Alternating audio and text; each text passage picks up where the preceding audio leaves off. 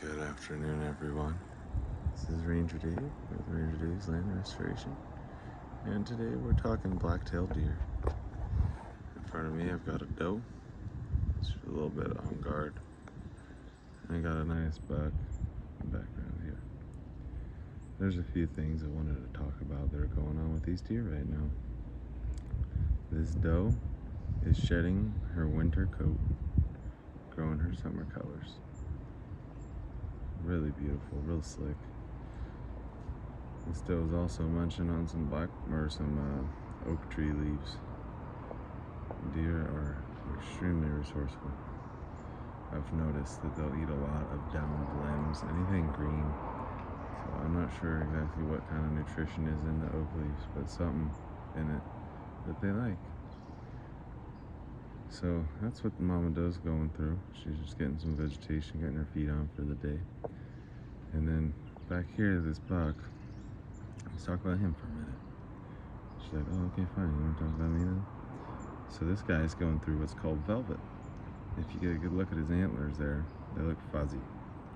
So deer and elk and stag, a lot of the ungulate animals, that's a hooved animal, that have antlers, which is the males, and there are females that will grow antlers. It's a genetic defect or mutation. There are antler does that exist, so don't think that doesn't exist. It is out there. It's kind of weird to think about. But moving back toward the bucks, the males, they shed their antlers every year. That's why you hear people talking about shed hunting or horn hunting, because they go out and people look for those antlers. That guy right there, those are new antlers growing in. You see that? And let's dive in a little bit to the genetic side of things. So I can see right now that this buck appears to be, let's see, I'm trying to get a look. I want to say he's a basket buck.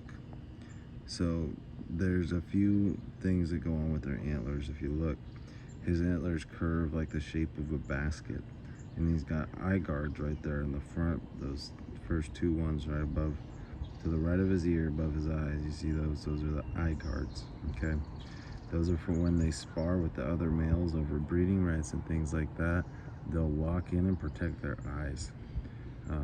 Although it's not a guarantee that it's going to protect them, it is something that does. So there's that. That velvet will be rubbed off in time. He'll rub it off on trees and it'll go away, or it'll just rub off in the forest as he walks through, and it'll become the bone-like antler that you're used to seeing. And then back to the basket shape.